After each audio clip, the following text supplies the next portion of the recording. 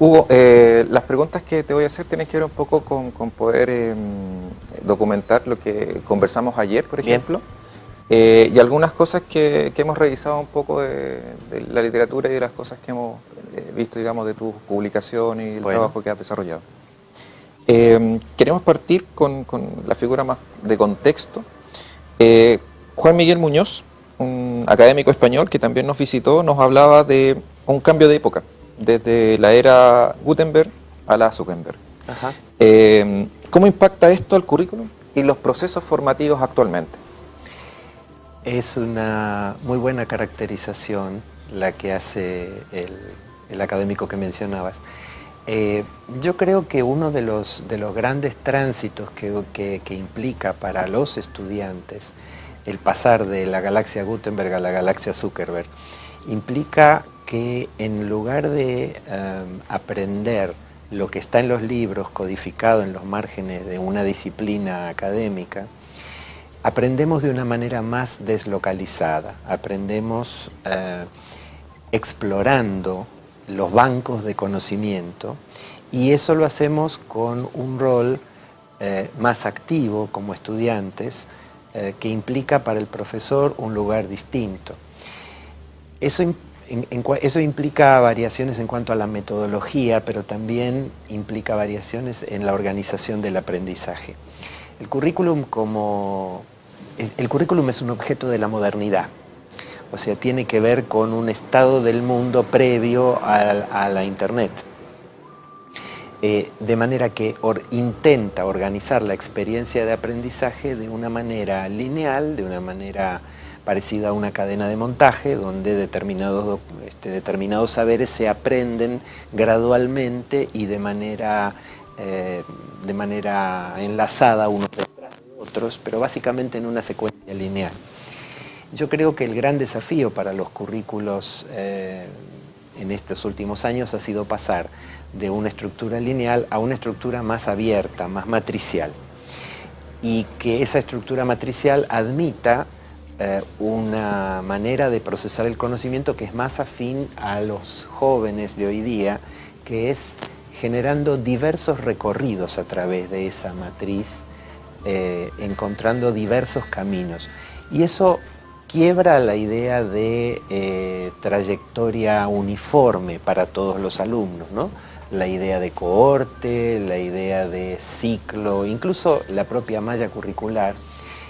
Si se la empieza a entender como un espacio que los estudiantes pueden recorrer de manera más aleatoria y menos lineal, implica una enorme transformación, porque ya no puedo suponer un prerequisito, no puedo suponer que el estudiante ha transitado primero un conocimiento antes de abordar el otro. Así que eso genera muchas tensiones sobre la práctica curricular. Sin embargo, como el currículum es un dispositivo que produce efectos de mediano plazo, es decir, cuando tú decretas una malla curricular, se espera que esa malla curricular dure cierta cantidad de años y además entraña decisiones que no son elásticas, como decisiones vinculadas al presupuesto, a los cargos de profesores, al nombre de las asignaturas y a los territorios simbólicos de cada uno de los segmentos en que se divida la carrera. Hoy en día, para las universidades, innovar y pasar a un modelo curricular más abierto como el que estoy describiendo implica un desafío muy fuerte y que no se puede lograr de una manera inmediata, ¿no? Requiere mucha conversación, requiere mucha claridad por parte del liderazgo y requiere modificaciones que siempre son complejas. Y dentro de este contexto, ¿cuál sería el rol del docente? Bien, el docente hoy en día, más que hablar del rol del docente, me gustaría plantearlo en términos de cuál es la situación de aprendizaje novedosa o más actual que estaríamos teniendo en mente, ¿no?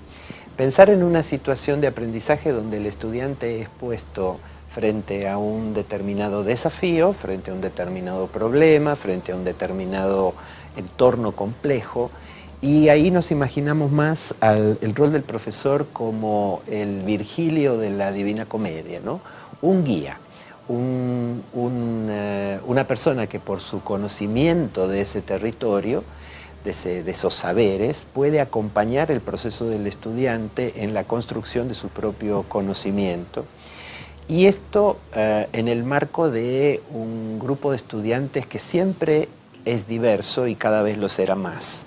Entonces, el rol del docente en ese encuadre implica detectar las necesidades de aprendizaje de cada estudiante y ofrecerle a cada estudiante un recorrido, o a cada grupo de estudiantes, un recorrido interesante, un recorrido desafiante. Implica más que, entre comillas, dar clases o hacer clases, organizar espacios de aprendizaje. Yo creo que ese es como el gran giro, digamos, en el rol del docente. Pasar de ser un expositor de un conocimiento consolidado a ser un guía en la construcción del conocimiento de los estudiantes. Nosotros tenemos acá acuñando un sistema también, una metodología para acompañar a los docentes en torno a esta figura que es el diseño de experiencias formativas. Y lo que nos ha costado un poco es establecer esta diferencia de la actividad por la actividad versus una agrupación, que es lo que nosotros llamamos que es la situación de aprendizaje. Y de hecho la separación entre estas dos muchas veces no queda muy clara para el docente. Sé que efectivamente, de acuerdo a tu trabajo y tu investigación, has hecho esa diferencia entre lo que es la situación de aprendizaje y la actividad. ¿Nos podrías conversar un poquito sobre eso? A ver, hay un paradigma clásico que es el entrenamiento de habilidades, ¿no? Que se basa en actividades cortas que intentan lograr del estudiante un dominio microscópico en alguna situación. Suponte, por ejemplo, que hablamos del cálculo de derivadas en análisis matemático o que hablamos de la medición del peso en un laboratorio de química o que hablamos de la traducción de un texto en un campo de la lingüística, ¿no es cierto? Es decir, se intenta a través de ciertas actividades lograr una performance cada vez más adecuada, ajustada y hábil. Y eso, muchas veces esas actividades las podríamos incluir dentro del paradigma del entrenamiento, por así decir. Eso es algo que tiene un valor y hay que reconocérselo, pero no logra, logra el desarrollo de esa habilidad o el afianzamiento de esa habilidad, pero no logra una construcción de mayor sentido, de mayor impacto, digamos, en el esquema cognitivo del estudiante. Lo que resulta de mayor impacto en el esquema cognitivo del estudiante es una situación, y la palabra la uso deliberadamente porque tiene que ver con un paradigma de aprendizaje situado, en el cual los estudiantes son puestos en un contexto significativo desde el punto de vista del desempeño profesional, en su futura vida profesional, y en un contexto que a la vez es complejo, es decir, donde no manejamos todas las variables o no conocemos todo lo necesario para transitarlo. Entonces, en ese continuo, si tú te fijas, la actividad es corta, programada, orientada a un fin concreto y se resuelve normalmente con cada vez creciente habilidad en la medida en que uno la repite. En cambio, las situaciones son complejas, son borrosas, son interesantes, son motivantes porque tienen algo que ver con la vida y requieren del estudiante un primer paso que es darme cuenta de qué recursos necesito para resolverla con eficacia. Y en el caso de que no los tenga, construirlos. Entonces, en general uno puede darse cuenta de si estamos trabajando actividades o si estamos trabajando situaciones en cuanto a la dimensión temporal de la tarea. Las actividades se pueden resolver en 15 minutos, en media hora, en un día, pero las situaciones de aprendizaje normalmente requieren un proceso más largo, requieren a veces varias semanas, ¿sí? De manera que tienen la dimensión, entre comillas, de una unidad dentro del programa y no más bien la dimensión de la clase. ¿Se entiende? Bien, a propósito de esto que recién mencionaba, flexibilidad, atemporalidad, ¿es posible más allá del paradigma actual? ¿Y cuál sería el tránsito más idóneo? Suspiro porque me parece que es un tema que requiere, ante todo, una conversación muy seria y muy profunda con los docentes. Porque le estamos pidiendo a profesionales que tienen un hábito, una práctica, una manera de ejercer la docencia, y le vamos a pedir que hagan otra cosa. Entonces, eso implica transitar unas incertidumbres, implica transitar unas desconfianzas, implica transitar un proceso de aprendizaje de algunas maneras de trabajar distinto en el aula. Así que para eso, imagínate tú, por ejemplo, que un profesor que está acostumbrado a hacer clase expositiva, siguiendo las unidades de un programa y haciendo pequeñas actividades de aprovechamiento, digamos, si a ese profesor le quisiéramos proponer que grabe sus clases para que estén disponibles para los estudiantes, que las escuchen 1, 2, 7 o cuantas veces quieran, que el espacio en el que él está junto con los estudiantes sea un espacio de diálogo, de debate, de pregunta o de construcción de sentido, que él pueda acompañarlos en procesos de indagación o de búsqueda de información para responder determinadas preguntas, implica que el docente ensaye y ponga en juego unos nuevos gestos pedagógicos que, primero, le tienen que hacer sentido a él, y si no construimos primero ese sentido con él, vamos a encontrarnos una resistencia difícil de maniobrar. Y segundo, una vez que le hayan hecho sentido, necesita poderlos implementar, digamos, sentirse seguro durante el proceso de implementación. Y ocurre en ese caso lo que sucede cada vez que hacemos frente, como adultos, a un proceso desafiante para el cual no nos sentimos del todo preparados, que es que nos da un poco de miedo, nos hace salir de nuestra zona de confort, necesitamos apoyo, necesitamos acompañamiento. Así que la idea de pasar de un modelo más centrado en la exposición a un modelo más centrado en el trabajo, en un trabajo más atento al proceso de aprendizaje de los estudiantes, requiere, yo diría, una tarea de capacitación y de formación y de acompañamiento de los docentes que no es menor. Uh-huh. Siguiendo un poco en la temática curricular, ¿cómo se puede integrar los reconocimientos de aprendizajes previos dentro de un proceso que no sea solamente a partir de una situación de que yo me quiera cambiar de una carrera a otra, sino que esté incluido dentro de en una situación más quizás orgánica, más fluida dentro del proceso? Por empezar, yo diría, ahí tenemos que distinguir un aspecto que es los obstáculos al reconocimiento de actividades previos que tienen que ver con una manera de entender el funcionamiento de la universidad, y segundo, unos obstáculos más de tipo práctico. Los obstáculos del primer tipo tienen que ver con cómo la universidad se ve a sí misma. Si la universidad se ve a sí misma como una organizadora de carreras y una productora de graduados, tiende a ser difícil desde ese paradigma la inclusión de los aprendizajes previos.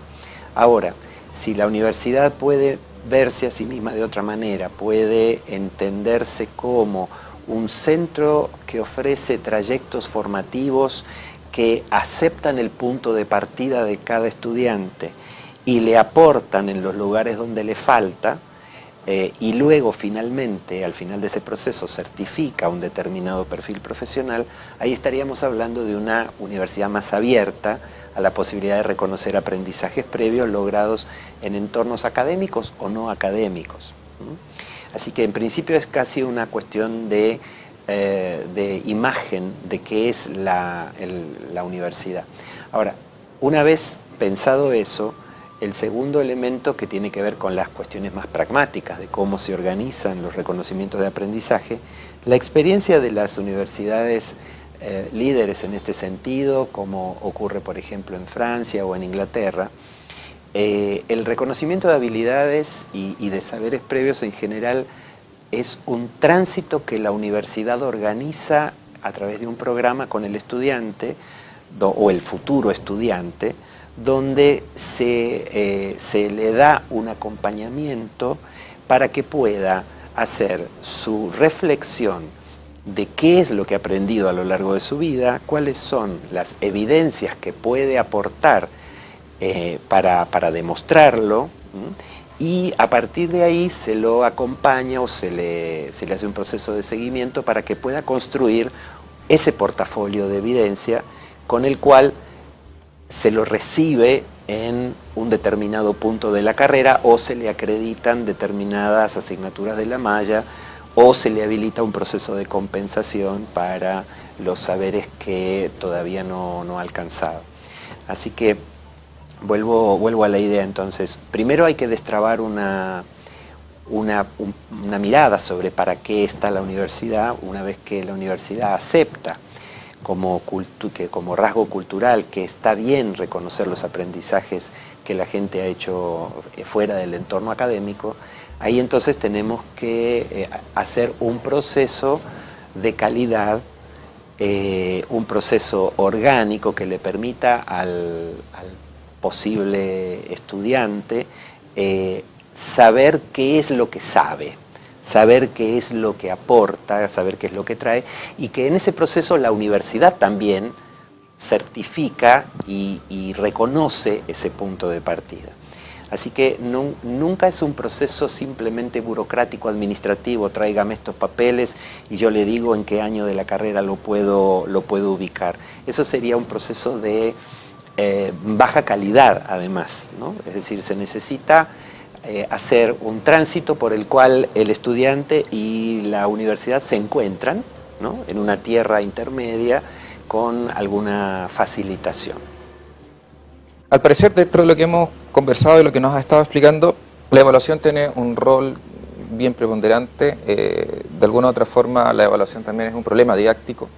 Desde esa perspectiva, hablamos acerca de lo previo, ¿cierto?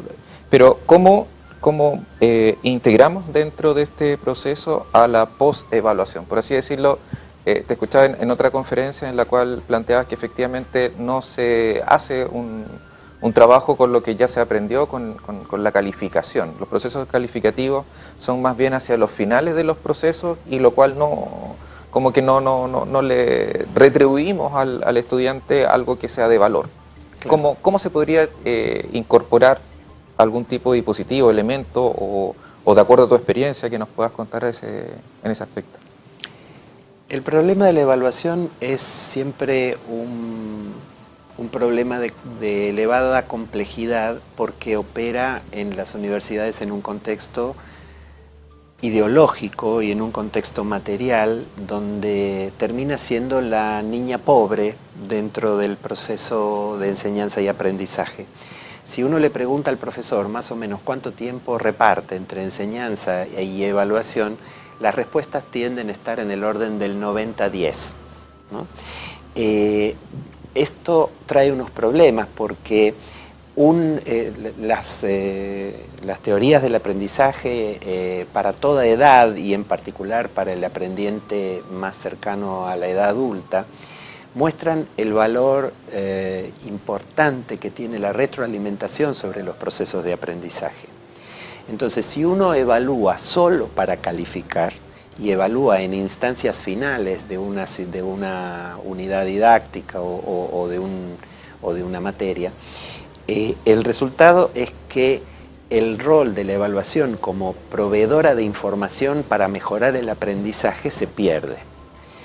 En ese sentido, las prácticas de evaluación formativa lo que hacen es, a lo largo del trayecto del aprendizaje y de manera de grano más fino, no como 2 o 3 instancias en todo un semestre, sino como pequeñas instancias de chequeo de la comprensión, de chequeo de la habilidad, de chequeo de la disponibilidad de los conceptos necesarios para entender un fenómeno o para hacer una determinada práctica. Si esos chequeos se pueden hacer de manera persistente, es posible devolverle al estudiante alguna información que le permite modificar su propia conducta y su propio aprendizaje en un sentido positivo.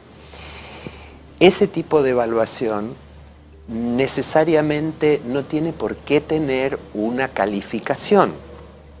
Puede ser una evaluación de tipo informal, pero sí es necesario que comunique al estudiante el resultado, es decir, mira, está bueno, está más o menos, habría que mejorar en tal cosa o en tal otra.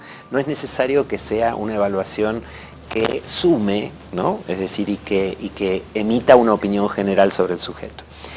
Esa evaluación sumativa que termina englobando el proceso de aprendizaje y los logros alcanzados sí se puede dejar para una etapa final, pero ahí el tipo de evaluación que podría dar mejor cuenta del aprendizaje de los estudiantes no siempre es una prueba escrita de 2 horas, porque la mayoría de los contextos de práctica profesional, la evaluación de las personas no se hace a través de un formulario escrito. Te evalúan en una oficina, te evalúan en una fábrica, te evalúan en un puesto jerárquico, a través de lo que tú haces. Entonces, desde ese punto de vista, la evaluación sumativa, la evaluación de cierre, tendría que estar más atada a un proceso en el cual le pido al estudiante que se haga cargo de una situación, que me muestre lo que sabe hacer y a partir de eso que él me muestra, yo recojo las evidencias que me permiten hacer un juicio sobre su logro agregado a lo largo del transcurso del semestre. Entonces, en ese sentido yo creo que el paradigma de la evaluación necesita ser revisado y en ese sentido también me parece que hay un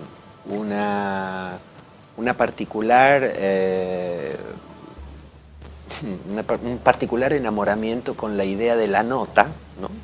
Que habría que quizá poder revisar, porque la nota numérica es una traducción de un desempeño en una escala, ¿no? Cuán satisfactorio es un desempeño del estudiante en una escala. Ahora, dicho esto, toda traducción tiene sus límites, entonces, y produce la traducción de un desempeño a una nota numérica en una escala, produce pérdida de información cualitativa.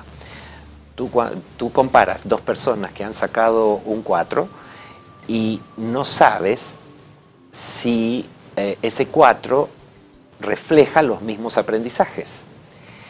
Entonces, se ha perdido información.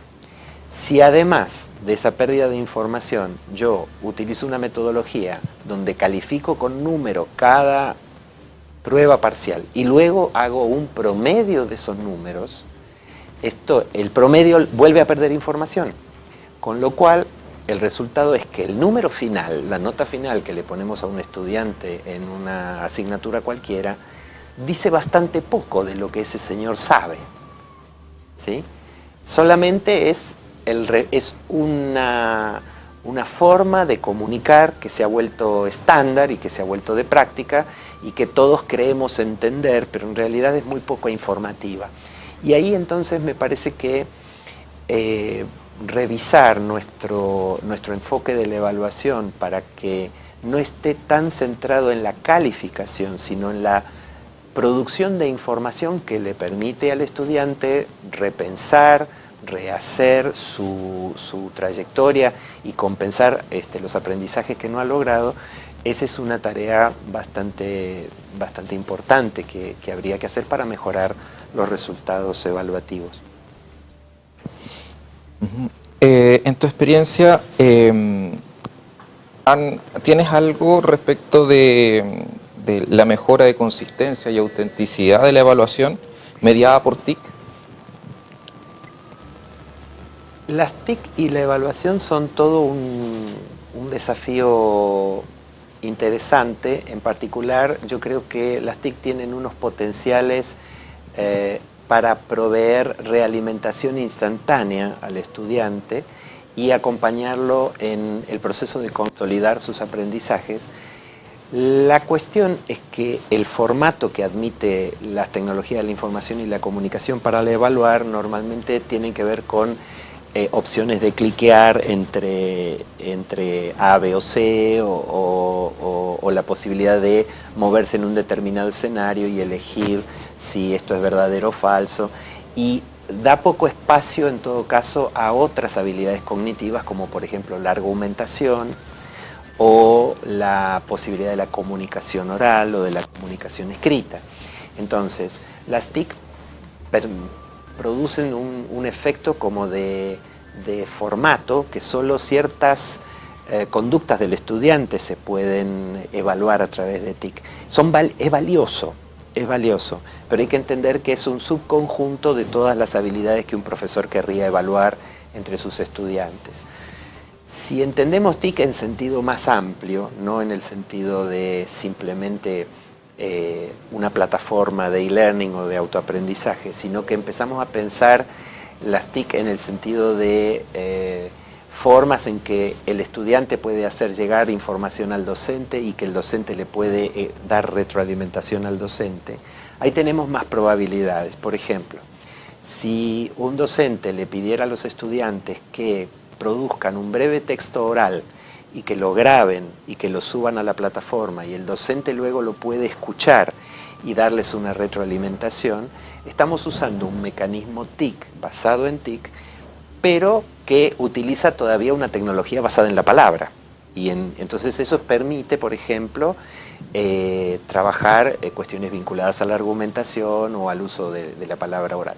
Lo mismo si utilizamos estrategias de pedirle al estudiante que produzca un archivo de texto o una presentación con determinada información y que entonces la pueda elevar al campus virtual y que a partir de ahí el profesor se la pueda devolver con una retroalimentación, lo que hace innecesario en todo caso que el encuentro evaluativo sea presencial, ¿sí? Es decir, aumenta las chances de que el encuentro evaluativo sea ubicuo, o sea, donde el estudiante puede, a la hora que él puede, y donde el profesor puede y a la hora que él puede. Incluso desde el punto de vista de las cuestiones vinculadas al plagio, que suele aparecer como una dificultad cuando hablamos de la evaluación, las universidades que hacen fuerte uso de las TIC, como las Open University o la Université Numérique, una de Inglaterra, la otra de Francia, ellos trabajan en instancias donde el tutor hace examen a través de Skype, ¿sí? Interroga al estudiante a través de Skype, con lo cual, u otros sistemas de teleconferencia, porque la idea es justamente saber si efectivamente esa persona es la que está haciendo la prueba, ¿no es cierto? Entonces hay también protocolos que permiten validar la información. Entonces, por eso digo, si pensamos tecnología de la información y la comunicación en un sentido amplio, mi respuesta es sí, totalmente. Es un enorme campo interesante para explorar y hacer más flexible el espacio evaluativo. Ahora, si lo tomamos en sentido restrictivo, como haga clic en las respuestas predeterminadas de la plataforma, ahí estamos mirando la evaluación por una ventana muy chiquita, útil también para que el estudiante tenga una rápida sensación de dónde está parado, ¿no? Entonces, pero no es eso solo, quiero decir, por las dudas, ¿no? Y desde la perspectiva de la situación de aprendizaje, como lo habíamos planteado anteriormente.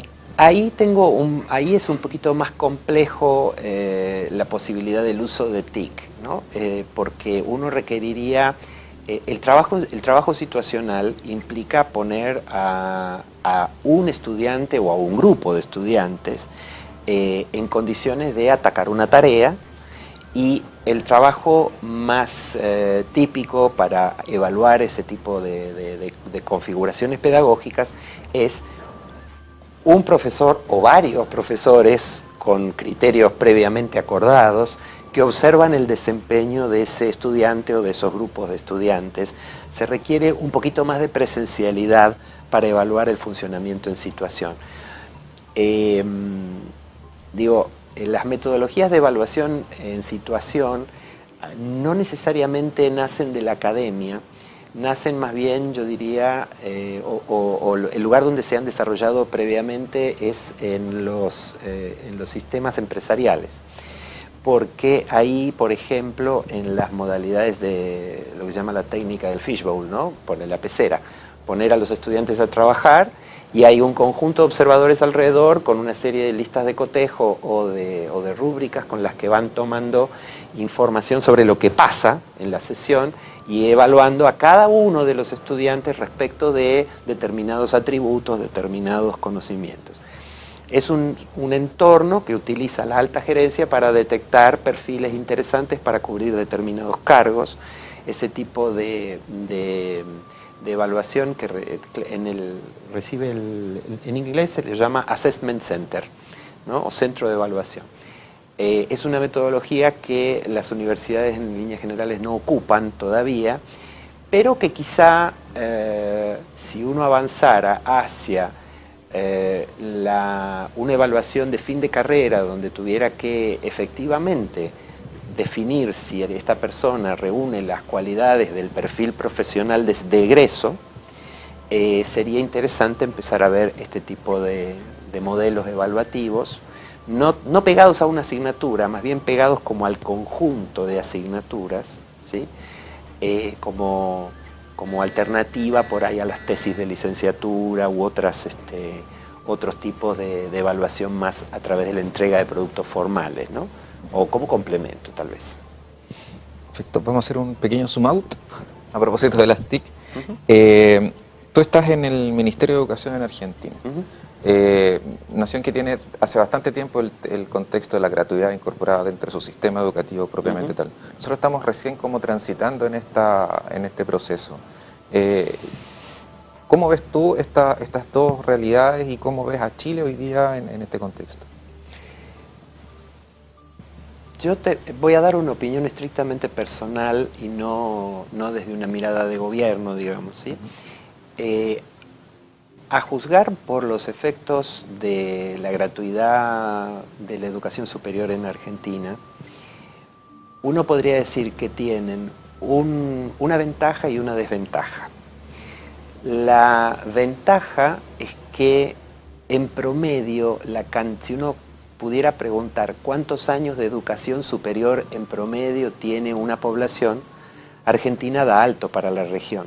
Es decir, tenemos una buena tasa de cantidad de años transcurridos en la educación superior por habitante, y eso para mí es el lado interesante o positivo, que es la posibilidad de elevar el nivel cultural general de la población, de permitir debates ciudadanos más inteligentes, de permitir una toma de decisiones basada en información mejor pensada. Así que en ese sentido a mí me resulta muy interesante, digamos, la idea de la gratuidad como para elevar el nivel cultural promedio de una sociedad. La desventaja a la que aludía recién es el hecho de que al no haber un compromiso económico, digamos, con la carrera universitaria, con no tener que pagarla, se produce desde el punto de vista de lograr la terminalidad de la carrera. Muchas veces las personas pueden decir, y bueno, si no llego, si no termino, no importa, ¿no? Entonces, creo que ahí hay un incentivo, no diría yo que falta, digamos, no es que yo crea que solo los incentivos económicos son los que hacen que las personas se terminen una carrera, ¿no? Hay otros incentivos, hay incentivos simbólicos, hay incentivos vinculados al progreso personal que también hay que tener en cuenta, pero es un efecto, ¿sí? Así que en ese sentido yo creo que en el balance a mí me da positivo, ¿sí? En el balance me da positivo en el sentido de que como dispositivo para elevar el nivel cultural general de una población me parece que es una excelente inversión pública. de los dineros públicos, y en la toma de decisión de los dineros públicos, cada sociedad elige en función de su escala de valores, de su sistema de valores. Yo entiendo, en el caso chileno, en el cual no soy experto, por lo cual corro el riesgo de decir una barrabasada importante, entiendo que la sociedad chilena está en transición respecto de los valores asociados a la educación, y está revisando su idea acerca de si la educación superior debe considerarse un bien de consumo o un derecho. Y yo creo que hay posiciones para todo, desde todos los campos posibles, ¿no? Creo que entenderla como un derecho es un proceso evolutivo al cual las sociedades en su conjunto van tendiendo. El reconocimiento de que ciertas cosas son derechos y a la vez espacios interesantes para una sociedad digamos, son parte de la cultura actual, y alejarse de una cosmovisión donde el estudio o el saber es una mercancía, en todo caso, ¿no? Creo que también colabora a generar una relación más limpia con el proceso de producción de una carrera universitaria, ¿no? Porque cuando tú piensas en una carrera universitaria en términos de costo-beneficio, en términos de lo que me va a dar o cuánto la puedo pagar y todo ese tipo de cosas, también del otro lado hay una institución que está cuidadosa del ingreso económico o la sustentabilidad económica y dedica muchas de sus energías a eso, cuando en realidad yo creo que una universidad tiene que dedicar mucho más sus energías a lograr el aprendizaje, ¿no? Lograr la comunicación del saber. En ese sentido me parece que sacarse de encima o correr del foco, o ponerle menos foco en todo caso, a las cuestiones económico-financieras, yo creo que liberarían un montón de energía disponible, ¿no?, de las instituciones para educar mejor. Bueno, esta no es la primera vez que tú vienes a la Universidad de Valparaíso. Han pasado ahí un espacio de años importante. Y basado en eso, ¿cómo ves tú hoy día la universidad? ¿Y cuál sería, a propósito de esto, tu mensaje a la comunidad académica?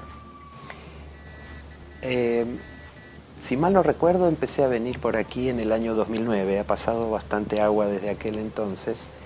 En una tarea profesionalmente muy desafiante con algunas de las carreras, y luego volví algo así como en 2012, y en todo ese proceso observé la producción del modelo educativo institucional y el lento cambio, el deshielo de los glaciares, ¿no?, respecto de la adopción de un modelo orientado por competencias. Yo pienso que ese proceso debe haber estado acompañado de un montón de discusiones y debates que seguramente han enriquecido el funcionamiento de la universidad y han hecho acercar perspectivas a los distintos actores.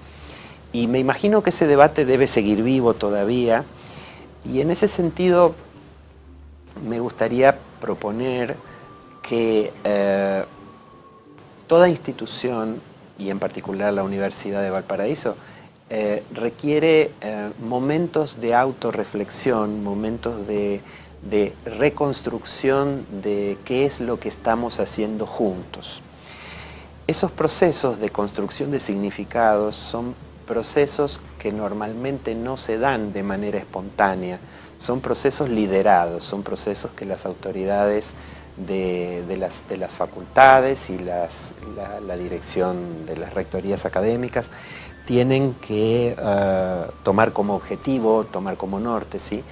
Y no se trata solo de producir un documento técnico, se trata más bien de construir una reflexión compartida, construir un sentido de misión, y eso requiere que los distintos interesados, los profesores, los empleados, los alumnos, puedan participar en discusiones acerca de qué es lo que estamos haciendo acá, qué es lo que estamos viniendo a aprender, cuál es nuestro rol hacia la comunidad. En ese sentido, muchas universidades han empezado a optar por procesos participativos, procesos donde estas definiciones se toman de manera gradual y a través de diálogo, de debate. Así que creo que estaríamos bien si pudiéramos pensarnos como universidad para el siglo XXI y no dejar eso en solamente un pequeño grupo de personas que escriba un reglamento o un documento. Me parece que la vida de una comunidad académica tiene que ver con la calidad de sus diálogos, y si esos diálogos se promueven y se realizan de manera continua y fructífera, llevan a una mayor eficacia de la universidad de cara a la sociedad que la sostiene. En ese sentido, algunas de las tareas pendientes además tienen que ver con revisar nuestro compromiso con la sociedad en términos de cuál es el tipo de profesional que le estamos aportando. En muchas universidades se está dando un tránsito entre una visión de formar una persona con gran nivel cultural, con gran amplitud de conocimientos, con gran diversidad de saberes, versus la tensión a formar un profesional que sabe las herramientas de su oficio. Esa tensión siempre hay que encontrarle un punto de resolución.